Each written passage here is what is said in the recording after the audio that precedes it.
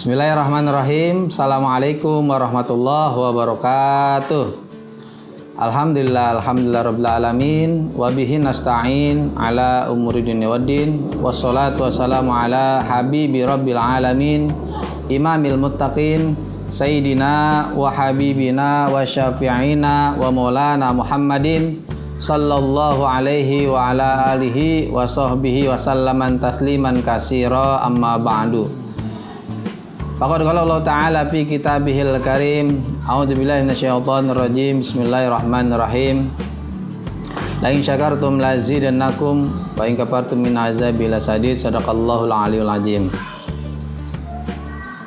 Yang kami muliakan para kepala sekolah di bawah naungan Yayasan Miftahul Huda, kepala sekolah MTS Miftahul Huda, yaitu Ibu Ustazah Maimunah Hafaz SPDI, yang saya hormati pula kepala sekolah SMK Gemakasa Ibu Reni SPD, serta Bapak Ibu guru yang kesemuanya mudah-mudahan dalam rahmat dan keberkahan Allah Subhanahu wa Ta'ala, serta anak-anakku yang soleh dan soleha, siswa-siswi MTS Miftahul Huda dan SMK Gemakasa.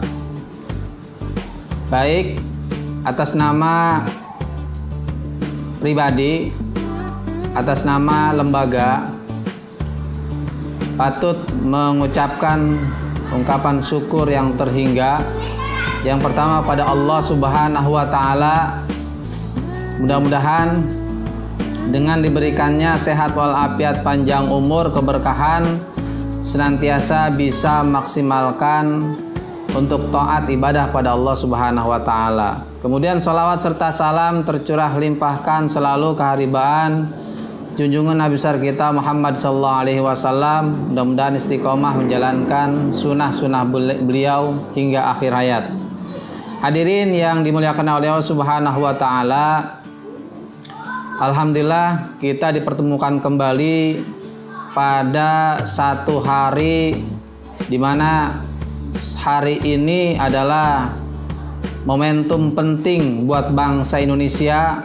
Kalau melihat sejarah bangsa Indonesia dulu merdeka, jerih payah para kiai dan santri. Nah, pada momentum itu maka perlu dari pemerintah Indonesia bentuk penghargaan sebagai pengingat buat seluruh bangsa Indonesia. Diadakanlah atau diagendakanlah atau ditetapkanlah disebut Hari Santri Indonesia, Hari Santri Nasional. Alhamdulillah di Indonesia sudah beberapa tahun dilaksanakan.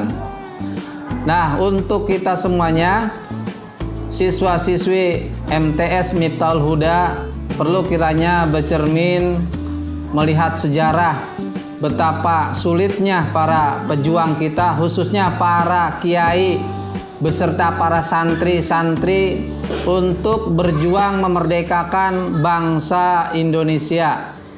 Maka patut bersyukur dan kita tauladani dengan keberadaan mereka.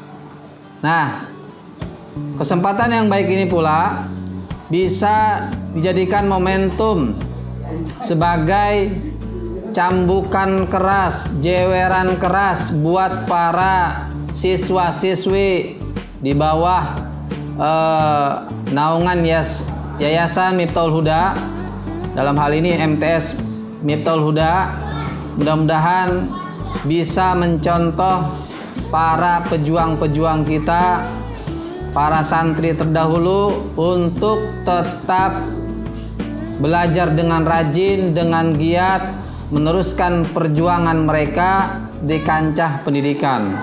Oleh karenanya, ibadah tingkatkan, belajar maksimalkan, insya Allah kedepannya bisa menjadi penerus para kiai-kiai kita terdahulu dan para santri yang memang menjadi kebanggaan bangsa Indonesia.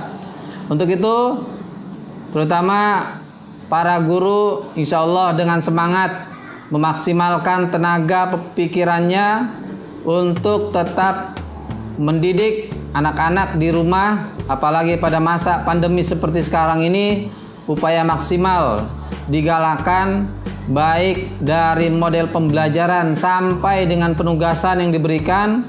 Sekali lagi, guru-guru di MTS Miftahul Huda berupaya agar siswa-siswi, santriwan santriwati MTS Miftahul Huda tetap menjalankan kewajibannya sebagai siswa-siswi, santriwan santriwati, yaitu belajar dengan giat.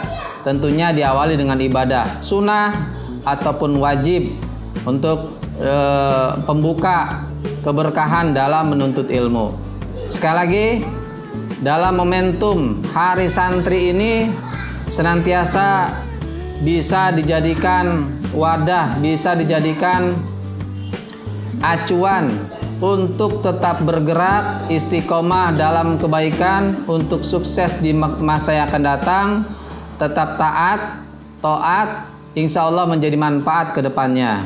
Itu saja dari saya, perwakilan Yayasan Miftahul Huda atau mungkin sebagai ketua Yayasan Miftahul Huda.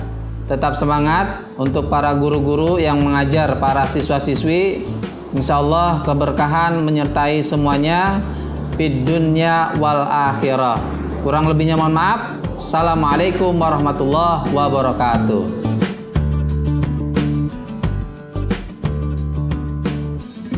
Bismillahirrahmanirrahim. Assalamualaikum warahmatullahi wabarakatuh.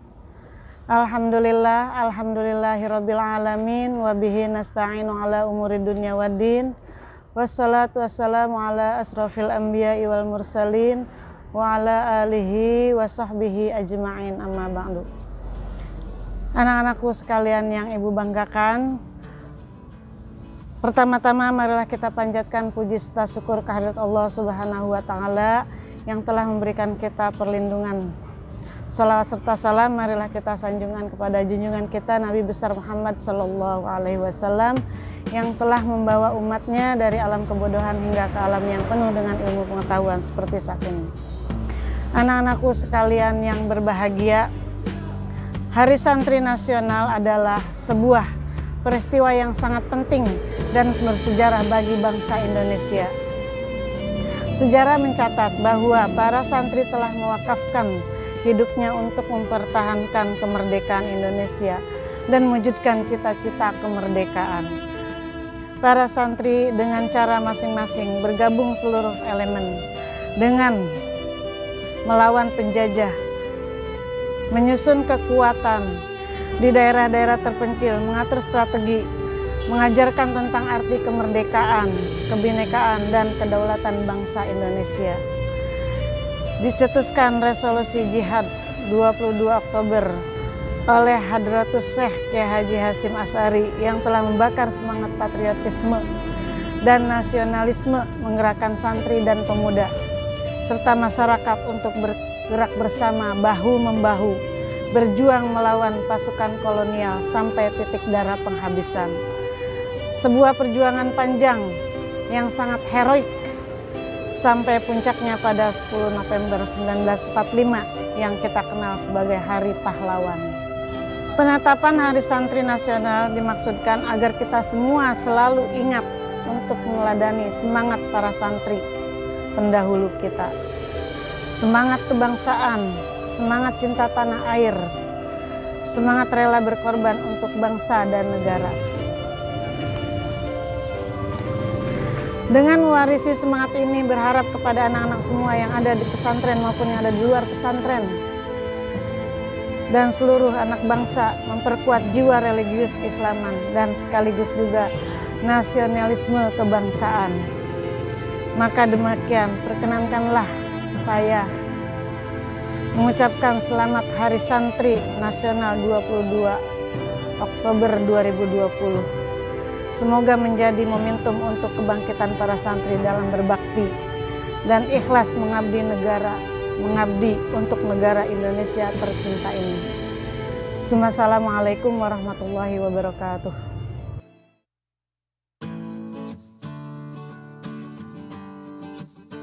Assalamualaikum warahmatullahi wabarakatuh. Bagaimana kabar teman-teman semua?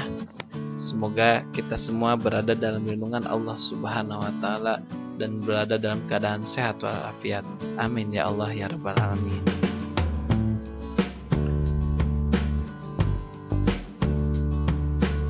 Perkenalkan, nama saya Farid Muhammad, alumni Pascasarjana Institut Agama Islam Cipasung, Tasikmalaya. Pada kesempatan kali ini, insya Allah saya akan mengisi materi HSN 2020, yaitu Hari Santri Nasional tahun 2020. Sebelumnya, saya ingin mengucapkan Selamat Hari Santri Nasional. Tema Hari Santri Nasional tahun ini yaitu Santri Sehat Indonesia Kuat. Baik, teman-teman, sebelum kita mulai materi kali ini, mari kita mulai dengan membacakan lafaz basmalah bersama-sama. Bismillahirrahmanirrahim. Baik teman-teman, sebelumnya saya ingin tanya, apa itu santri? Santri, menurut Kamus Besar Bahasa Indonesia, adalah orang yang mendalami agama Islam. Orang yang mendalami agama Islam itu disebut santri. Siapapun itu, mau bapak-bapak, mau ibu-ibu, mau anak muda, maupun orang tua, jika dia mendalami ilmu agama, dia disebut santri. Mau di pondok pesantren ataupun tidak, itu bisa disebut dengan santri. Menurut pendapat lain, santri itu adalah akronim. Ya, akronim dari 5 huruf: sin, nun, ta, ro, dan ya. Yang pertama yaitu sin, safikul khair, yaitu pelopor kebaikan. Santri itu adalah pelopor kebaikan, orang yang akan selalu berbuat baik meskipun orang lain tidak berbuat baik, meskipun dia tidak dibalas dengan kebaikan, meskipun tidak ada orang baik, dia akan tetap berbuat baik karena santri adalah safikul khair, pelopor kebaikan. Yang kedua, nun, nasibul ulama, yaitu penerus ulama. Ya, santri itu adalah penerus ulama karena santri belajar dari para ulama, dari para kiai, sehingga pewaris dari para ulama itu langsung kepada orang yang berguru kepada ulama, yaitu para santri. Yang ketiga yaitu tarikul ma'asi, santri itu meninggalkan maksiat. Ya, santri itu meninggalkan maksiat karena maksiat itu bisa menghilangkan keberkahan dan bisa menghilangkan manfaat. Ya, apalagi bagi seorang santri yang sedang menuntut ilmu. Ingat, al ilmu nur, ilmu adalah cahaya, wa nurullahi la yuhdalil asi, dan cahaya Allah itu tidak akan diberikan kepada orang-orang yang melakukan maksiat. Yang keempat, ro, yaitu ridallah. Ridallahi merupakan tujuan seorang santri. Ridho Allah adalah tujuan utama seorang santri, karena jika kita mendapatkan ridho Allah, kita hidup di dunia akan tenang, kita hidup di dunia akan tentram, bahkan kita akan dimasukkan kepada surga, ke dalam surganya Allah Subhanahu wa taala. Dan yang terakhir, yaitu yakin, merupakan salah satu tekad atau keyakinan yang kokoh dan kuat, ya, sehingga tidak bisa digoyah, sehingga tidak bisa dirasuki oleh apapun. Nah, itu adalah santri.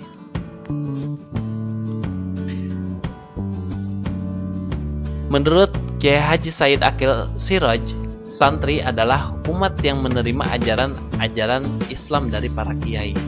Nah, jadi santri itu berasal dari semua kalangan, berasal dari umat yang menerima ajaran Islam dari para kiai. Nah, jadi para kiai adalah guru-guru atau orang yang mengajari umat ilmu agama. Nah, yang diajari ilmu agama itu disebut dengan santri. Nah, santri itu akan selalu taat, akan selalu patuh kepada para kiai, kepada para ulama. Mengapa? Karena dalam sepenggalan hadis dikatakan bahwasanya al ulama'u waratsatul anbiya, yaitu ulama adalah pewaris para nabi. Nah, betul saja, para ulama itu adalah pewaris para nabi. Mengapa? Karena Nabi itu tidak mewariskan harta, Nabi itu tidak mewariskan emas, ya, tapi Nabi mewariskan ilmu, dan ilmu yang diwariskan Nabi itu adalah turut kepada ulama. Nah, ulama adalah pewaris para nabi. Ini adalah penggalan hadis sahih diriwayatkan oleh Ahmad, Abu Daud, At-Tirmidzi dan Ibnu Hibban dari Abu Darda. Nah, dari ulama sinilah ilmu yang didapatkan dari Nabi, ilmu yang didapatkan disandarkan ke Nabi akan ditransfer ke kita para santri, sehingga secara tidak langsung kita santri adalah warasatul ulama, pewaris para ulama, ya, seperti itu. Nah, anak-anak atau teman-teman, coba sebelumnya ada yang tahu kenapa hari santri diperingati tanggal 22 Oktober? Nah, hari santri diperingati pada tanggal 22 Oktober itu dikarenakan merujuk pada resolusi jihad. Karena pada 22 Oktober 1945 Kiai Haji Hashim Asy'ari menyerukan jihad dengan mengatakan bahwa membela tanah air dari penjajah hukumnya fardhu ain atau wajib bagi setiap individu. Nah, jadi dulu itu setelah Indonesia merdeka, tepatnya pada tanggal 17 Agustus 1945, itu bukan tanda berakhirnya penjajahan di Indonesia. Masih ada beberapa kalangan yang ingin merebut kemerdekaan Indonesia, sehingga ditetapkanlah resolusi jihad untuk membela tanah air dan menjaga keutuhan Indonesia dari para penjajah, ya. Karena menurut Kiai Haji Hashim Asy'ari, membela tanah air dari penjajah hukumnya fardhu ain atau wajib bagi setiap individu. Nah, resolusi jihad inilah kemudian melahirkan peristiwa heroik 10 November 1945 yang kini diperingati sebagai Hari Pahlawan. Nah, itu alasan mengapa Hari Santri diperingati setiap tanggal 22 Oktober. Nah, seperti itu. Nah, adapun tema yang diusung pada tahun ini yaitu Santri Sehat, Indonesia Kuat.